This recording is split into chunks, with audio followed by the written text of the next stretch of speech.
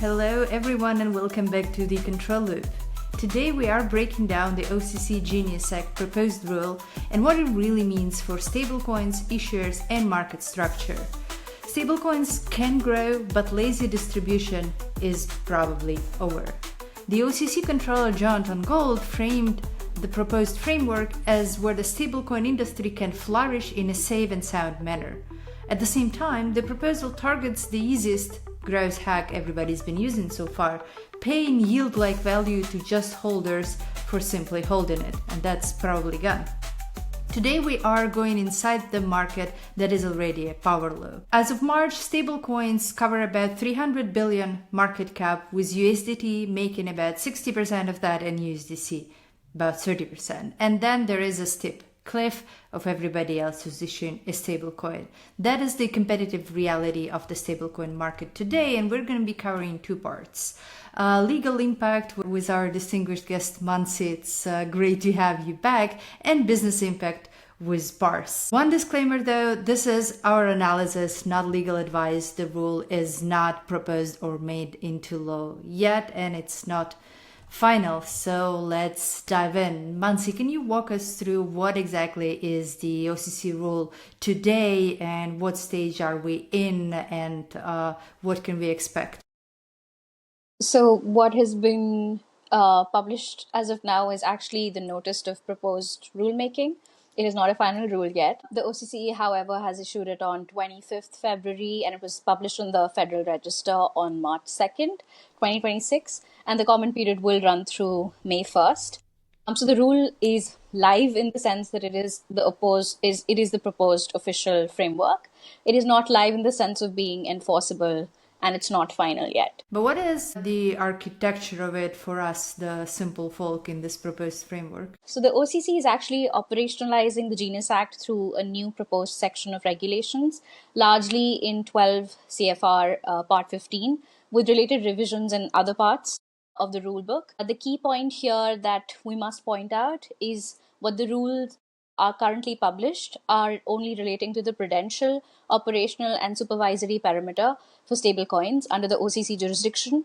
They do not yet cover the Bank Secrecy Act, AML, and OFAC sanctions, which will be handled separately in coordination with the Treasury. The biggest headline, though, with all of this going through our minds has been like, oh, the GENIUS Act and all of this kills stablecoin yield. Like, is that actually true, or is it like usually everything with these guys much more detailed and nuanced? At the center of it, there is a clear prohibition on any payment stablecoin issuer to pay interest or yield to a payment stablecoin holder solely for holding, using, or retaining that payment stablecoin. It is a line in the sand.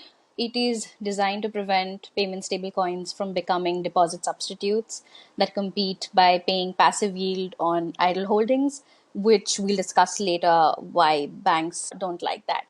But it seems like there's still a room for issuers to route this yield without actually making it themselves, to route it sort of like affiliates, third parties for not holding, but like cashbacks for using it, for using the dApps. Is that still true, or is it gonna be made illegal? Okay, so there's two parts there. I'll address the first one first, which is passing the yield through affiliates and third parties, which is how a lot of players in the space were solving for this. But the OCC is explicitly trying to prevent that. It proposes a rebuttable presumption, which is that certain arrangement involving affiliates and certain third-party structures will be assumed to violate the yield prohibition when they recreate the same economic result. So the legal message is not that no direct yield, but also no obvious pass-through designed to evade the rule. And this is the part that most people underestimate. Okay, but with all of this like bans on yield and affiliates and interest and holding and all of that, is there anything that it's not banning? Can we still do anything with stablecoins? It is an interesting question, and the important nuance to note here is that not every incentive is automatically banned. What is actually prohibited under the OCC rules currently is passing on yield just for holding stablecoins. But when that holding is related to other commercial activity, there might be incentives that might be allowed. The core target is yield paid to holders solely for holding and retaining the stablecoin, which is different from legitimate usage linked commercial incentives. So the takeaway is not that all incentives are prohibited. I would say the right takeaway there would be that passive balance yield is a target. But what would be your judgment on like this whole of it? How restrictive or allowing for stablecoin growth industry there is? I think there is a big competition and lobbying with the banks too, who are not interested in stablecoins competing with them. Yeah, I mean, it's a hard line to toe for any regulator, really. But I'd say it's both, but in different ways. So I'd say the OCC is more pro category and pro clarity. So the comptroller has said that the goal is a framework where the stablecoin industry can flourish, but in a safe and sound manner. He also says that the OCC wants feedback to form rules that are effective, practical, and also reflect the broader industry perspectives. At the same time, it is restrictive in the sense of growth mechanics that look like interest bearing products and deposit competition with banks. Do you maybe like remind our listeners how did we even end up here? Why does the stablecoin yield and interest has become such a big battlefield that has been holding back also the Clarity Act for like months already? Yeah, so this is actually no longer a technical debate. I don't think it was ever. It is actually very political and macro. Reuters reported a White House attempt to actually broker a compromise between banks and crypto firms that failed to fully resolve the standoff over rewards and yield.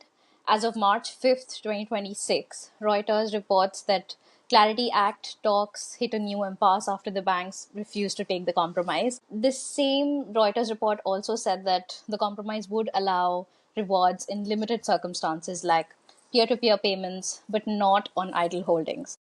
Banks are still pushed back, fearing deposit flight. Standard Chartered has actually estimated that stablecoins could pull about $500 billion in deposits from the US banks by the end of 2028, which is a big reason the banks are actually fighting this. And President Trump has actually taken the fight public now. He's framed it as banks trying to undermine crypto reforms and said that Americans should earn more money on their money. And he also wrote that we're not going to allow them to undermine our powerful crypto agenda. All that being said, it doesn't change the OCC text, although not final, but the stakes are still real. Stablecoin rewards are now at the intersection of banking power, market structure, and crypto distribution. Well, I think that it sounds like it is still going to change and we're still going to have to be keeping up eye on it. And we'll ask you, Mansi, always for analysis as soon as the new changes either direction come out. Let's now just dive like what this actually means for companies operating in the space, for commerce and for users. So Pars, what is in your opinion the single like biggest commercial consequences of the OCC proposed rule on the Genius Act? Yeah, Daria. I mean, this is the one which is causing all the fight. So this is just like it does not ban the stable coins; it is banning the lazy distribution. And if passive, balanced, based rewards get constrained, you cannot rent adoption with idle balance incentives. The whole idea is that if the balance is sitting as a security deposit, you kind of get the income on that as an interest, but that has been stopped. So growth reverts to fundamentals: distribution, liquidity, trust, embedded utility, and the commercial outcome is predictable. The category can expand while the winner is sets narrows because incumbents already own the routing rails. EternaX is built for that world. We win the distribution through infrastructure grade trust, plus the utility services that create usage and not the parked balances. So walk us through what is the landscape of stablecoins in business today. So like stablecoin issuers themselves compete with banks, but how do they compete with each other? There are like a few very big ones that is like Tether and Circle that is on everybody's mind, but then there is several dozens. How many there are Yeah. stablecoin issuance in the space?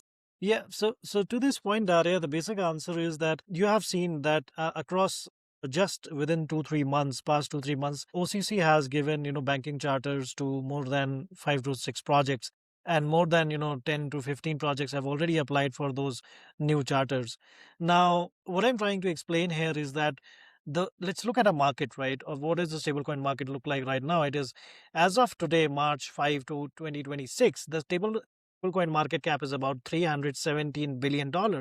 Out of that, USDT alone is about $183 billion, and USDC is $77 billion. If you put them together, it's almost closer to 75 to 80% of the entire stablecoin market that is there today. And then you fall immediately to the next biggest is USD1, which is about $4.6 billion, and then PayPal USD, which is around 4.2 billion, then Ripple USD, which is again $1.6 billion.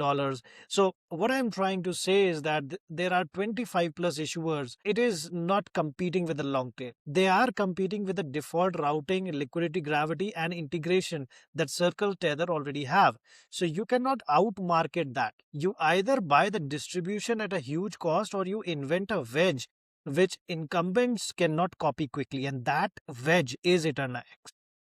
That is the wedge that EternaX providing to the users. EternaX bets is only copy resistant wedge left is safety plus auditability and not promotions. We are offering you that today, day one. Become PQ native with auditable privacy, and you get the wedge of distribution above all these. So what you're saying basically is that while stablecoin pie of the market is still growing, it is not growing proportionally for all the participants there. There is two incumbents on the top and very, very long tail for very many small ones. And they have to find a way to compete in that space. So it sounds to me like for the small players, it doesn't really matter whether the yield is like allowed or constrained, because Circle and Tether are still gonna eat up all of the users, because when people search for stablecoins, they see Circle on Google or any other. So how can they win, and why are they still losing for the new issuers?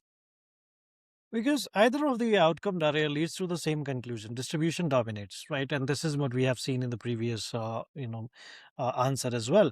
So if the yield is broadly allowed, then incumbents can scale it and defend it with liquidity flywheels. So when I say incumbents, I mean Tether and Circle. If the yield is constrained, the long tail loses its main shortcut and incumbents still win because they are already having those rails. So the real question is not can you issue a stable coin or not. The real question is what distribution wedge survives in both the outcomes. And that will survive for kind of bringing the more users to you. So the EternaX's answer to this is make the distribution come from collateral grade trust and market utility. So the adoption is earned by usage and not rented by the yields. So why I'm saying rented by the yields is because there is mercenary capital that can come in. Even if the yield is allowed, mercenary capital comes in, they take in the yield and they move away. And you don't no longer enjoy the perks of the stable coin. So the EternaX is the solution to you. It helps you avoid those pitfalls. Okay, so what you're basically claiming is that competing on just some perks, on some little higher yield or some sort of bigger percentages of cashback is not gonna be a long mode for any of these players unless they have an enormous distribution like Circle has. So what it says to me that what the issuers have to do is that they have to find, well, like every other business in the space, some fundamental mode, some distribution wedge that is defensible on an infrastructure layer that can differentiate them, that can allow them to defend their distribution to their new users. Can you walk us through that? Yeah, Daria, the single line answer is safety is the distribution. Here is the rule. If your $1 is not PQ safe today on chain, it is not $1, it is equal to $0. It is repriced to $0. And here is the translation. Collateral acceptance is the real distribution channel. If the market doubts safety, collateral eligibility gets questioned. Market makers pull inventory, spreads widen, and liquidity becomes fragile. You do not recover the marketing. Even the tiny wobbles get punished. So just to explain you this, the routers reported USD1 briefly dipped to about $0.994 at the peg, and it recovered. with issuer describing this as an attack while stating it mainly it's remained fully backed. That episode shows why safety is prized as the first class market asset. So what I'm trying to say is that if there is any PQ or post quantum development which is critically relevant for the crypto, the first thing that is going to happen is that the USD or the stablecoin pegs will deplete and they will depeg. So EternaX comes here to the safeguard of the new issue of the stable coins. EternaX positions that the safety as a distribution at the protocol level. If the rail is safer, the stablecoin becomes more acceptable as a collateral, and that acceptance creates distribution. That is our motto. Well, but surely just safety cannot be the definitive answer, because like there is multiple ways to achieve safety. EternaX achieves safety with a fundamental wedge, but safety is not enough. Especially we've talked in the previous episodes of the control loop that there is more for institutional capital, specifically for like bigger banks to go on chain, for governments for issue their own stable coins. Can you walk us through like why safety cannot be just the only answer here? Yeah, Rari, exactly. I think because the serious capital does not fear loss, and we have seen Ray Dalio again, speaking about the privacy on the Bitcoin ecosystem, and there is no privacy, and it's in the private. It's not in usual markets like the finance does not operate in open, right? And there are balances that are always hidden, and nobody wants to see how much salary you are getting every month. So this kind of a feature is there, and because the serious capital does not always fears loss, it also fears leakage. So in the transparent markets, large flows gets front run, copied, and attacked. And just to give you an answer, there was some instance in our so-called Ethereum ecosystems that. There was a $200 exchange between USDC and some between two stable coins, $200K exchange, and because of MEV, the amount that could be extracted was only 5,000. So imagine the kind of loss that is happening just because of the transparency morals of these blockchains, and I think that is killing the ecosystem and the finance space. So what we are giving is that we are giving the safety bundle in two parts. First is authorization and the settlement safety through PQ secure scheme and setup. And the second we are giving is auditable privacy. Auditable privacy means that the flows can be private by default while supporting selective disclosures for compliance, audits, and counterparties. So EternaX is built around this combination because without it, you cannot attract high quality liquidity, and without high quality liquidity you cannot win. I mean, all of that makes absolute sense, and I think that is certainly, with all the people talking about it, the space that we are moving into for maturation of crypto.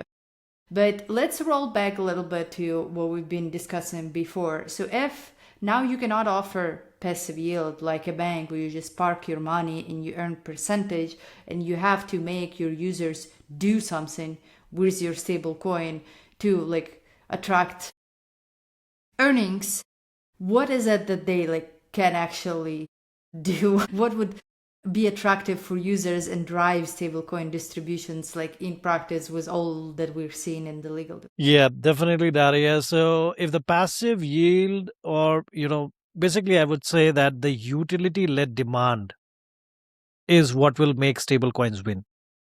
So when they become, indispensable to an activity, that is what will make the stable coins win, essentially. And that means they have to be used for payments and settlement at scale. They have to be used at collateral usage. They have to be venue integrations like spots, perps, prediction markets. There has to be wallet default routing and reliability under stress. So once all this is achieved, you can believe that this is a utility-led demand. And this is why the yield battle matters a lot, because people have been describing it as a central to the bank versus crypto standoff. Rewards change user routing and deposit behaviors and stuff, and bank fear that deposit will fly. So crypto firms argue that incentives are needed for acquisition. So if you cannot pay the people to park, you must give them a reason to move, and velocity becomes the distribution. So essentially, EternaX role is to be the place where stablecoin immediately plugs into high velocity use cases, that is perps, spot, and prediction markets, so the distribution is earned through activity and not just through paid subsidies. Yeah, I mean, that makes sense. People do things and they get rewarded for doing the things. And I think like it's pretty close now that stablecoins will not be just competing with banks on passive income. But what then could be, to summarize, the strategic endgame for people who are just getting into the stablecoin business, for issuers, for venues, if competition is this brutal already and it's going to get more brutal and yield is not clear? So the stablecoin becomes the market infrastructure area, and infrastructure winners are consolidating. So the banking stakes show why the fight is intense. The Standard Chartered have estimated, kind of 500 billion market by 2028, and then further, 1 trillion by 2029. So for the issuers, the durable strategy is that win trust through safety, win the scale through utility and integrations, win serious adoption through auditable privacy, win the defensibility by becoming the default rail where stablecoins are used and not merely held. Not yield versus yield, utility versus irrelevance, I would say, should be the name of the game. And that is exactly why EternaX exists. So to compete on the only axis that can beat incumbents over time, infrastructure grade safety plus auditable privacy plus real market utility should be the aim, which we are providing to the stablecoin issuers at EternaX. And that is why I recommend all the new stablecoin issuers who are trying to get into the space, please consult and connect with us, and we'll make this happen together. Well, thank you, Pars, for this very comprehensive business breakdown based on the legal questions that we have discussed initially with Mansi. Let me give a rundown of what we have discussed in this episode today. So legally, the OCC is building a framework that is intended to let stablecoins operate, but safely and clearly, but is also tightening the round passive yield and some very obvious workarounds with direct affiliates. This is now basically a political fight between banks and stablecoin depositors. Banks, they are fearing they're going to lose their users and deposits, and crypto firms want those users and they want rewards to compete with the banks. The Clarity Act is stalled. Trump is publicly framing it as a political conflict over American money between banks and crypto. Commercially, the market of stablecoins and of money is already a power law. There is two big dinosaurs that operate. There is USDC Circle, there is Tether USDT, and then a long, long tail of fighting over leftover 20% of the market. You cannot easily outscale neither Circle or Tether, but you need a wedge that is fundamental against them that they cannot easily just buy overnight. That can be safety, that can be auditable privacy, that can be velocity, that can be real utilities on market infrastructure. Then I want to be a product that people actually want to use their money, to trade, to do DeFi, to do all the other things in the market infrastructure. So I want to end this episode with the cleanest line for the future. When authorization becomes a price risk, and it does with quantum in the next couple of years, liquidity will reroute to the rails that preserve the execution quality, the speed, and the safety. Thank you everyone for joining the Control Loop today. Thank you, Mansi and Pars, and see you all in the next episodes.